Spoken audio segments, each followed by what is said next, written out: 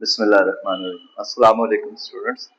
बेटा आज हम यूनिट नंबर 15 जो कर रहे थे स्टिशियोमेट्री, उसका लास्ट लेक्चर हम करेंगे। इसके बाद हमारा ये चैप्टर कंप्लीट हो जाएगा। और आज का हमारा टॉपिक है यील्ड के यील्ड। आप अपनी बुक पर देख सकते हैं कि यील्ड का मतलब क्या है। यील्ड का मतलब है प्रोडक्ट, यानी when a reactant and product reactant react together to give a product, तो जो अमाउंट हमारे पास प्रोडक्ट की आती है, जो चीज बनती है, उसको हम यील्ड कहते हैं।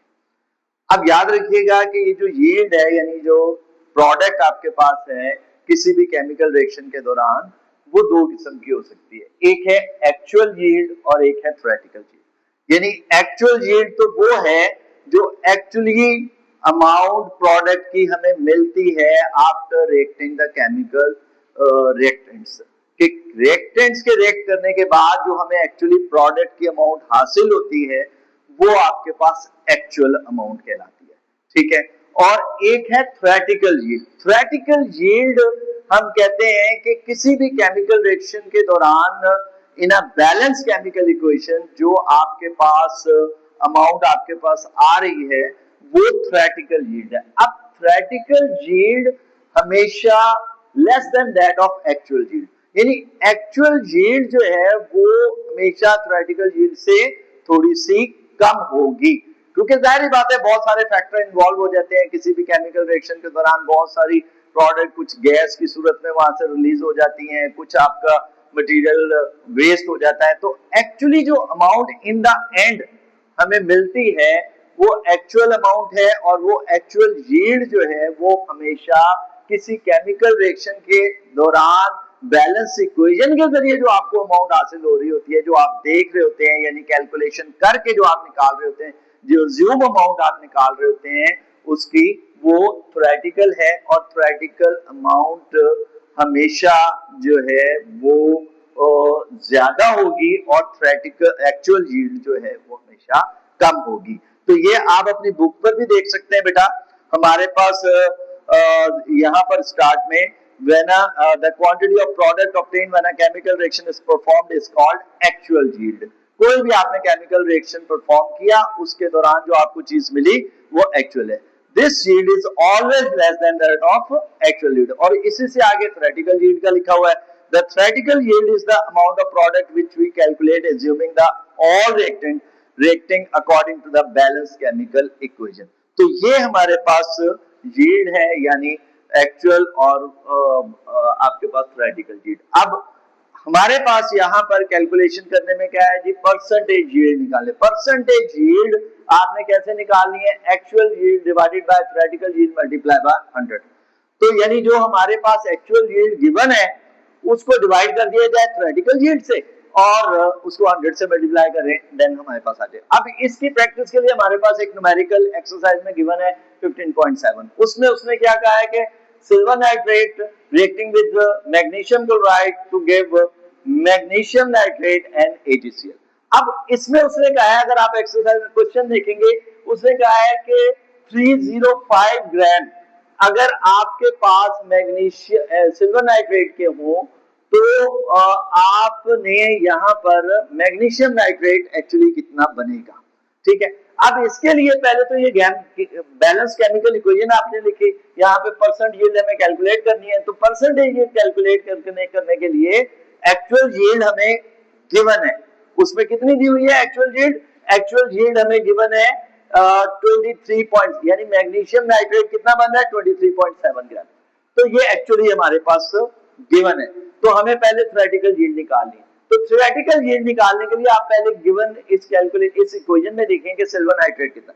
सिल्वर नाइट्रेट कैसे पता चलेगा सिल्वर नाइट्रेट कितना है, कि सिल्वर का एटॉमिक मास 108, नाइट्रोजन का एटॉमिक मास 14, ऑक्सीजन का एटॉमिक मास 16 × 3 48, ये सारों को जमा किया, 2 से मल्टीप्लाई किया, तो हमारे पास कितना बन गया 340 ग्राम।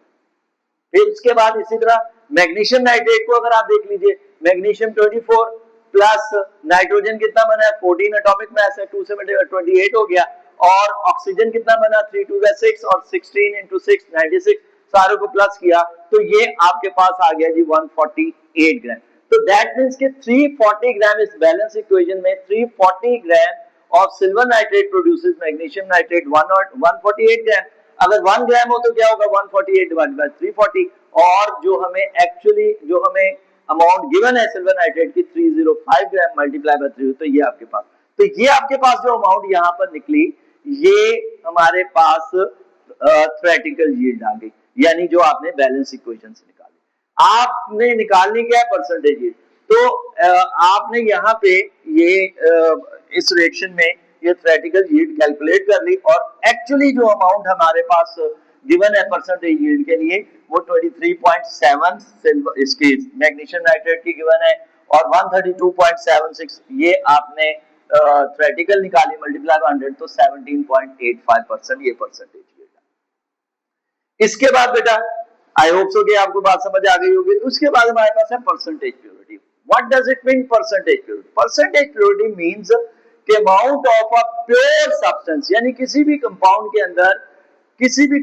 के अंदर जो जितना प्योर अमाउंट मौजूद है इन इम्प्योर सैंपल। यहां पर भी अगर आप देखें परसेंटेज प्योरिटी, हमारे पास definition percentage purity of a compound indicate the amount of pure compound present in the impure sample. कि इम्प्योर सैंपल जो टोटल अमाउंट हमारे पास सैंपल की गिवन है उसके अंदर प्योर कितना अमाउंट है, ये हमारे पास परसेंटेज प्योरिटी। और परसेंटेज प्योरिटी कैलकुलेट करने के लिए फॉर्मूला क्या है हमारे पास, mass of a pure sample ये given होगा आपके पास divided by total mass of impure sample multiplied by 100। इसके प्रैक्टिस के लिए हमारे पास यहाँ पे डेफिनेशन ये एग्जांपल है, न्यूमेरिकल है 15.8। Percentage purity is equal to आपके पास ये गिवन है 2.45, ये न्यूमेरिकल नंबर, मैं किस न्यूमेरिकल की बात कर रहा हूं, मैं न्यूमेरिकल्स की बात कर रहा हूं। यहां पे ये न्यूमेरिकल नंबर लास्ट है बेटा। यहां पे उसने कहा है कि sample of metal has a total mass of 3.66 kg and contain 2.45 gram of gold, कि उसके अंदर गोल्ड इतना है, टोटल मास इम्प्योर सैंपल का इतना है, परसेंटेज प्योरिटी कैलकुलेट करनी है। तो आपने परसेंटेज प्योरिटी निकालने के लिए यहाँ पे गोल्ड की जो एक्चुअली हमारे पास उसमें गोल्ड कितना था प्योर जितना 2.45 डिवाइडेड बाय आपके पास total mass of impure sample. Total mass of impure sample हमारे पास 3.66 मल्टीप्लाई बाय 100, तो दैट यू कैन गेट 66.93%। तो बेटा ये अब यहाँ पर परसेंटेज प्योरिटी तक लास्ट टॉपिक था, ये मुकम्मल हो गया। तो आई होप सो आपको बात समझ आ गई होगी, ठीक है। बाकी आप इसको देखिएगा, प्रैक्टिस कीजिएगा सारे न्यूमेरिकल्स की, तो इंशाल्लाह ये आपको समझ आ जाएगी। Thank you very much.